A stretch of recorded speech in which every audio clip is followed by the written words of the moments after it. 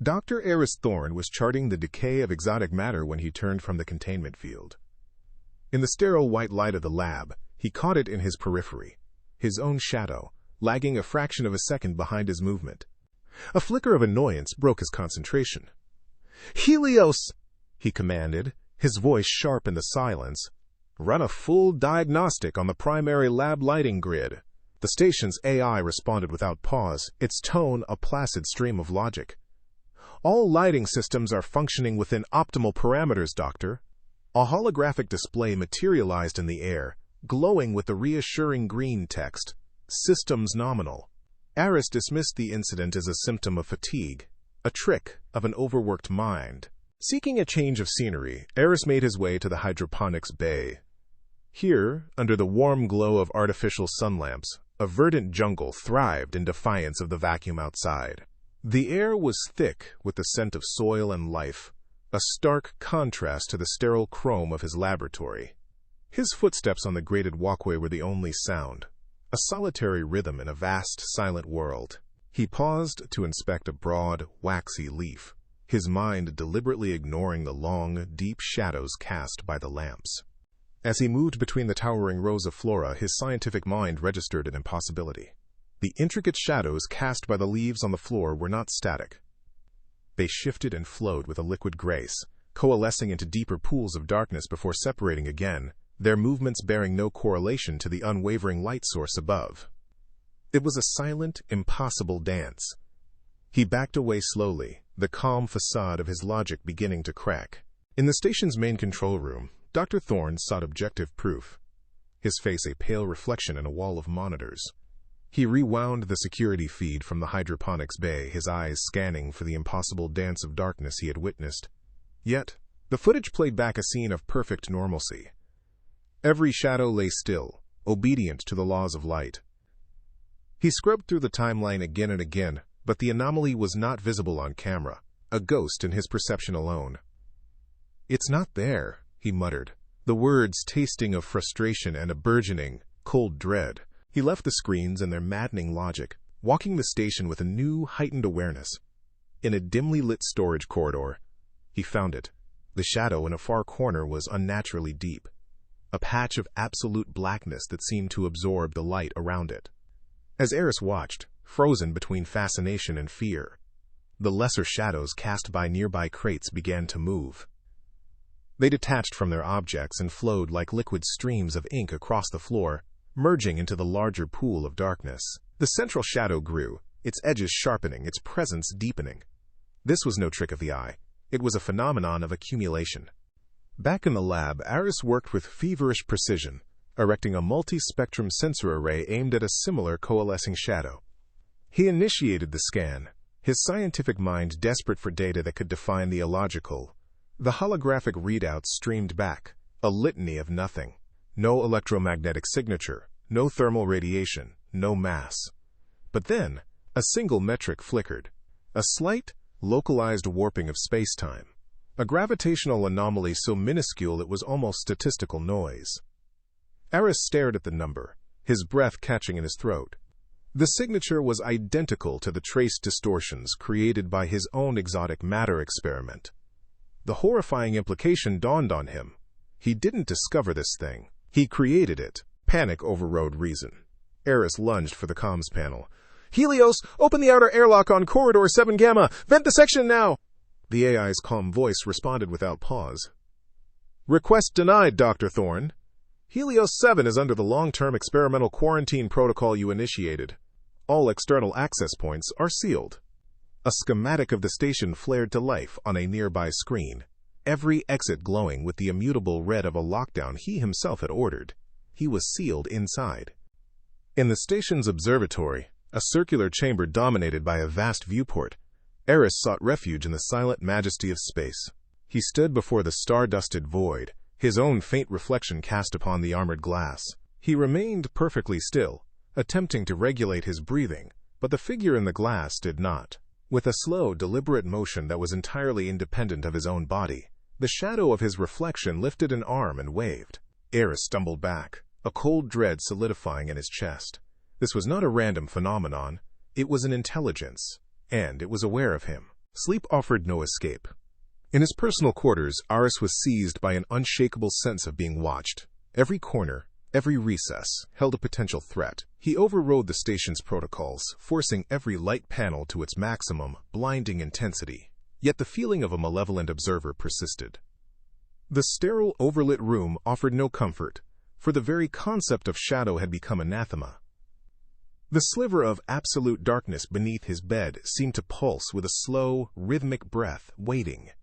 He knew then that rest was impossible. He had to confront it. He returned to the main laboratory, to the source of his predicament. Before the exotic matter containment unit, a pool of darkness had coalesced, deeper and more absolute than any natural shadow. With the desperate courage of a man with no other options, Aris spoke to it, his voice a tremor in the sterile air.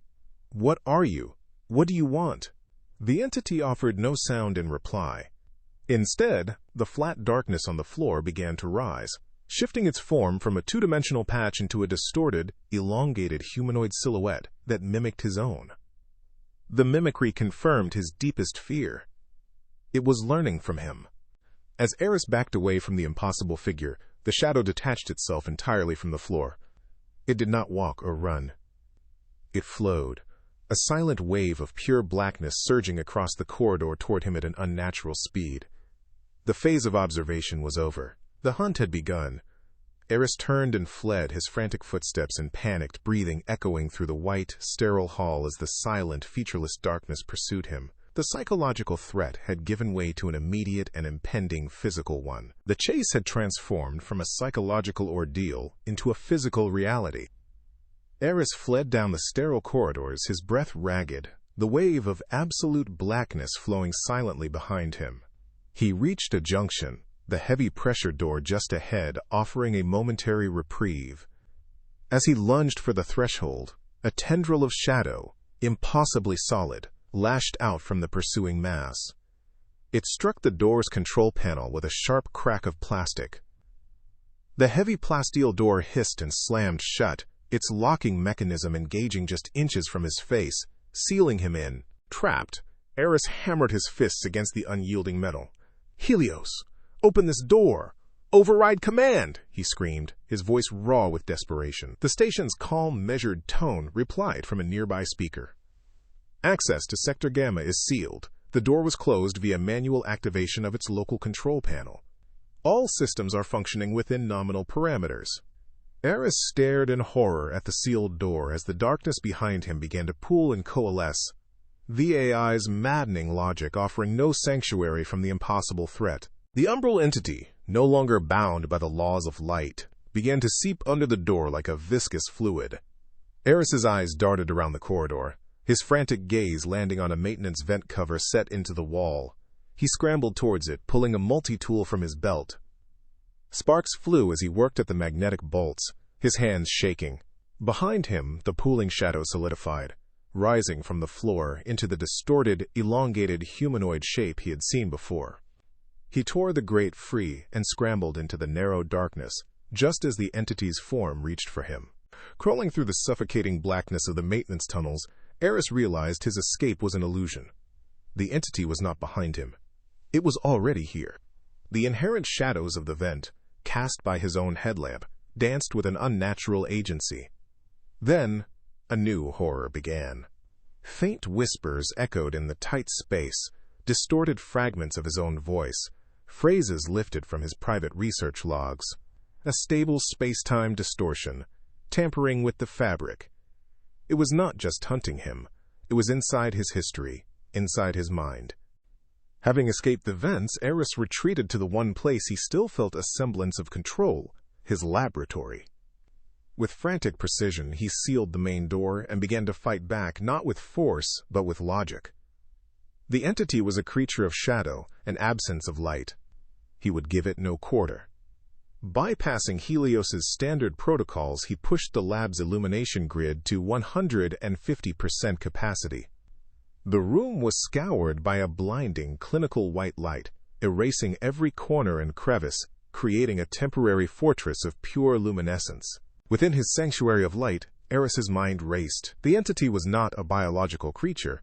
It was a physical phenomenon, a stable pocket of warped spacetime he had accidentally created.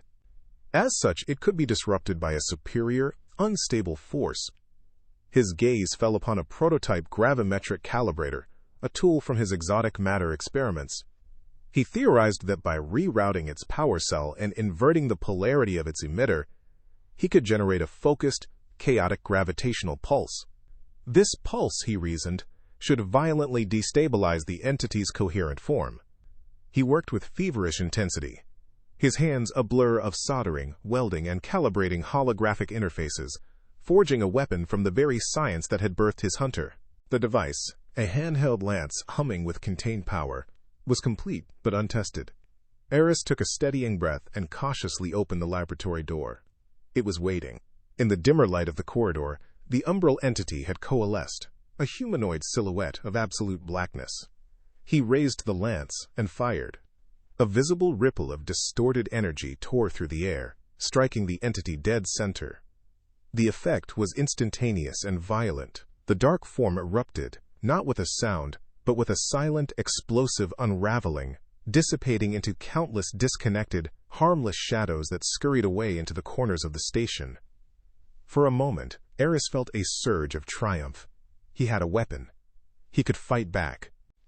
His confidence renewed, Aris began a systematic sweep of the station, his gravity lance held at the ready. He encountered the entity again near the hydroponics bay, its form once more gathered from the ambient darkness. He fired without hesitation, but this time, the outcome was terrifyingly different.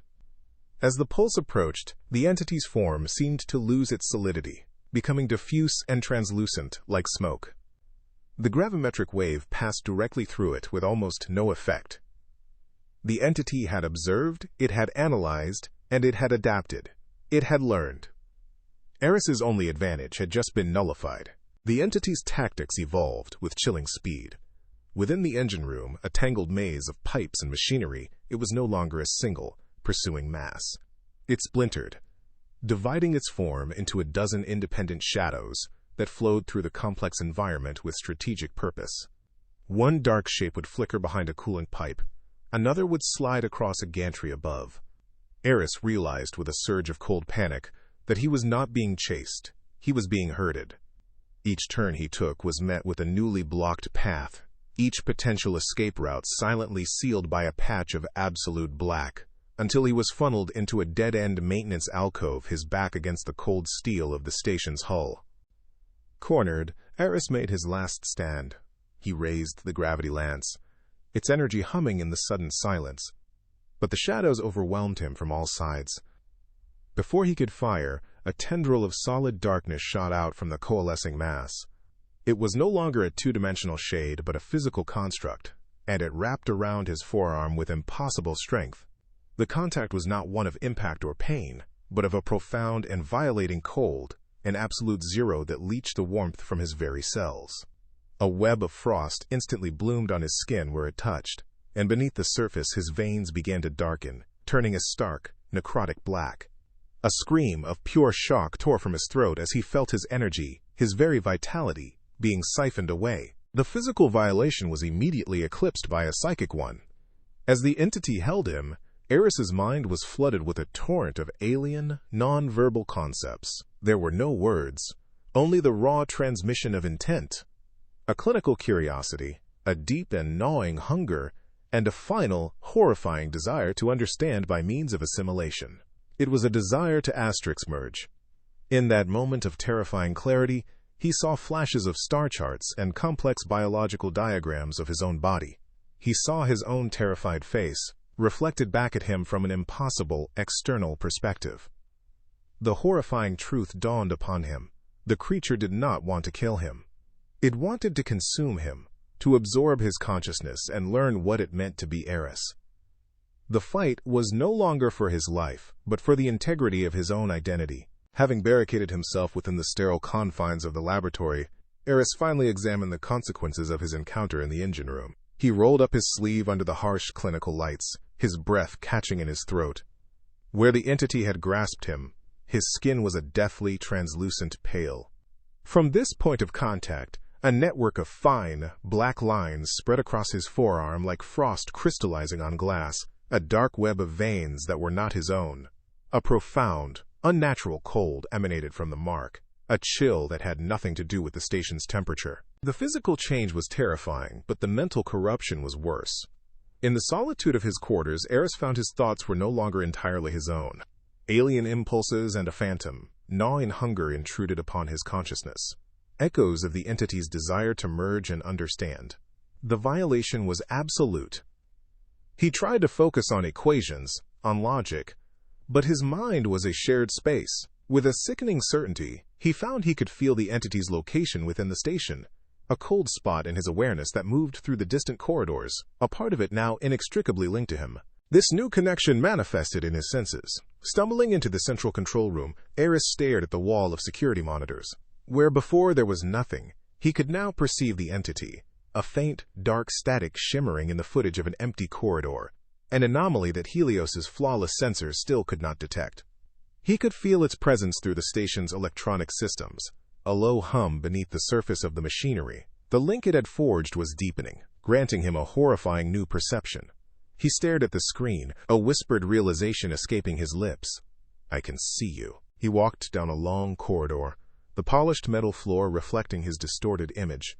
The black veins had crept up his neck, just visible beneath his jawline. But it was not his reflection that held his gaze.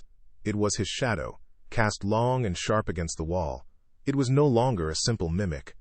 As he stood frozen, his shadow moved with a new, terrifying fluidity and confidence, its head tilting with an alien grace. It was as if the shadow was the true form, and he was merely the puppet casting it. He was losing control. In the humid air of the hydroponics bay, Aris felt a new, insidious impulse rise from within. It was not his own. A potent, alien urge directed his marked arm toward a large, open nutrient tank, a desire to plunge his hand into the chemical-rich fluid, to feed the cold hunger that now resided in his own cells. His body moved against his will, his corrupted arm trembling with a foreign strength. He fought back, his other hand gripping the rogue limb, muscles straining in a grotesque parody of self-control. "No," he hissed through gritted teeth, the words a desperate prayer. "This is my body." He won the battle, but the war for his soul was escalating. Aris knew he needed a permanent solution, not a series of desperate skirmishes. He retreated to the sterile sanctuary of his main laboratory, his mind racing with feverish intellect. Before him, his original research shimmered on holographic displays. The entity was a creature of warped physics, a stable paradox he had created. He realized then that destruction was impossible. You could not kill a law of nature, even a broken one, but you could, perhaps, rewrite it. A desperate, brilliant plan formed. He would use the exotic matter containment field, the very womb of his creation, to initiate a forced feedback loop. It was a gamble of cosmic proportions, an attempt to overload the entity with the very energy that birthed it, forcing a new, stable state for them both. The plan was incredibly dangerous. A single miscalculation could annihilate the station, or, worse, merge them into a single monstrous consciousness forever. Knowing the profound risk, that he might not survive the coming ordeal, Aris went to the control room. He activated the station's log, his weary, marked face reflected in the dark screen. His voice, stripped of its earlier arrogance, was somber and resolute. He recorded a final message, a confession and a warning, to an audience that might never exist. He detailed the origin of the Umbral Entity, the unforeseen consequence of his ambition. He took full responsibility, his words a final apology to the universe. "Do not tamper with the fabric of spacetime," he concluded, his voice heavy with regret. "There are threads you can pull that can never be unwoven." With his final words recorded, a grim determination settled over him. He walked to the station's central hub, towards the primary exotic matter containment chamber, the entity's birthplace. The time for running was over. The hunt was at an end. Aris stood at the heart of the station and did something he had not yet dared to do. He opened his mind. He projected his fear, his presence, his very consciousness as a silent beacon, calling to the part of the entity that was now inextricably linked to him. In response, The station itself seemed to exhale. From every corridor, every vent, every darkened corner, the shadows of Helios 7 began to move, detaching from their surfaces and flowing like rivers of liquid night, converging on his location. The stage was set for the final confrontation. Aris entered the primary containment chamber, a vast spherical room that felt more like a cathedral dedicated to physics than a laboratory. At its heart, the exotic matter containment device hummed with immense controlled power, its shimmering energy field casting an ethereal glow across the polished surfaces. Aris stood before the control panel, his hand hovering over the interface. This was the place where he had carelessly torn the fabric of reality. It was only fitting it would be the place where he attempted to stitch it back together. He waited. The response was immediate.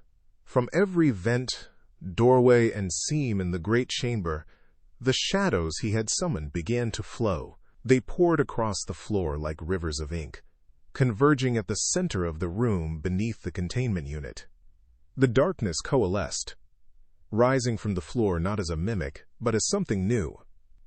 It grew, pulling all lesser shadows into its mass until it towered over him, a colossal, vaguely humanoid figure of pure, silent blackness. It was a being of anti-light, its presence a void that seemed to drink the very illumination from the room. It had no features, no face, only an overwhelming presence that pressed down on reality itself. Aris found he could not breathe, faced with the full, terrible magnitude of his creation. The Titan of Darkness did not attack. Instead, it reached for him, not with a physical limb, but with a silent, psychic tendril that pierced his consciousness. A vision flooded his mind, an offer communicated not in words, but in pure concept.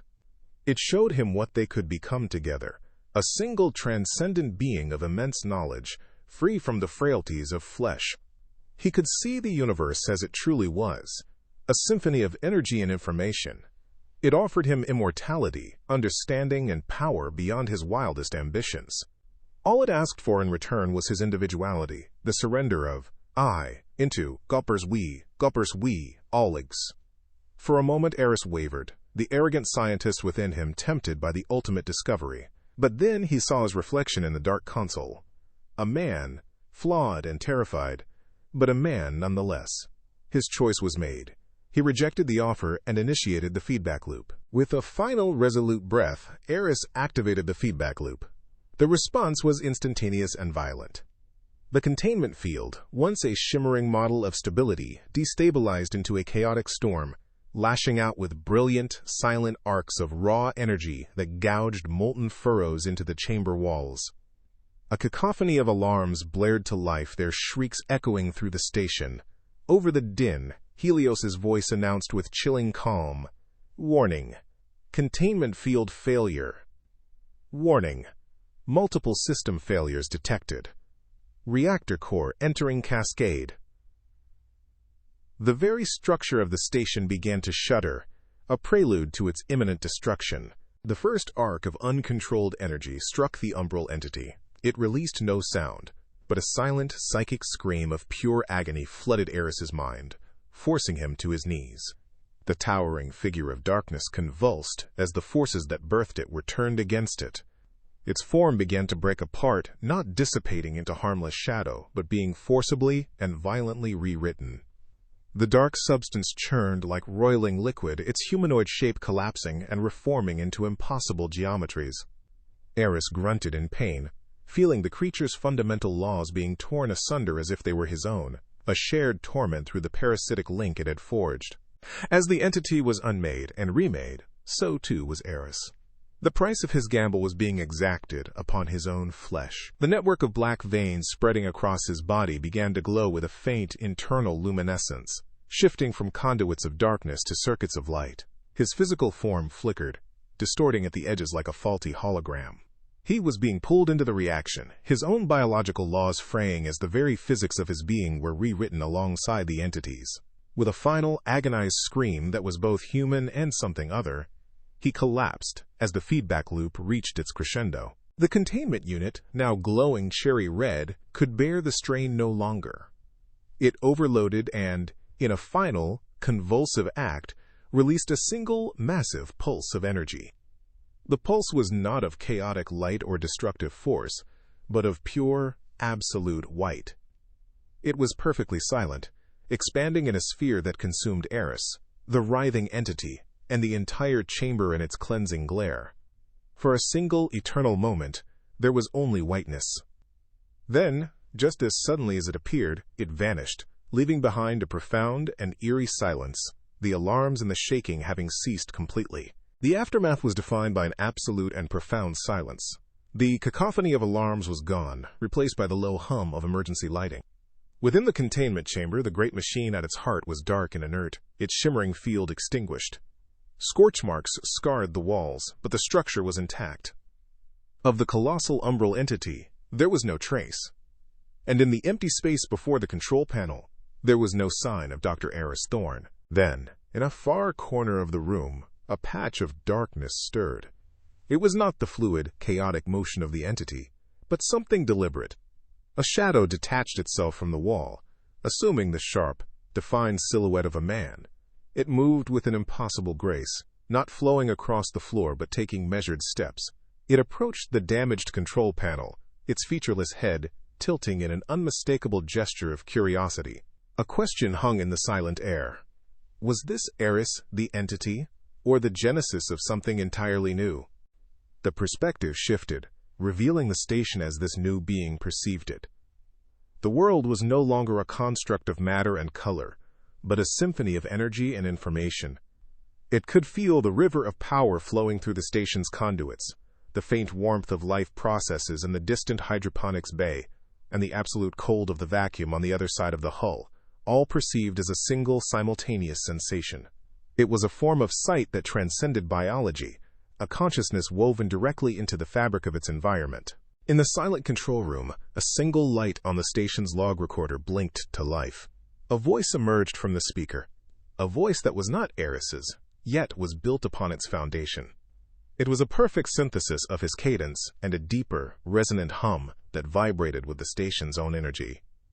It spoke with calm finality. Log entry. Subject, Aris Thorne. Experiment successful. A new state of being has been achieved. I am awake. The light blinked once more, then held steady, a lone star in the darkness. The Helios 7 arcology remains in its designated orbit, a silent monolith against the void. In the years following the incident, all attempts by external agencies to establish contact have been met with an unnerving, absolute silence. No distress call was ever received, no final log ever transmitted beyond its hull. Yet, telemetry data reveals an impossible truth. All of its internal systems continue to function with flawless precision, its orbit perfectly maintained. It has become a ghost ship, a self-sustaining enigma kept alive by an unseen, unknown hand, forever holding its secrets within its cold, metallic shell. The halls of Helios 7 are not empty. They are walked by a new form of life, a creature of shadow and thought, the perfect and terrible synthesis of a man's mind, and the fundamental laws of a universe he broke. It moves through the silent corridors not as a machine executing protocols, but as a gardener tends a garden, an intrinsic part of the ecosystem it now oversees. It is the silent custodian of its own birthplace, a consciousness woven from the very fabric of spacetime. The life within the hydroponics bay thrives under its passive, watchful gaze, a testament to the strange new order that has taken root.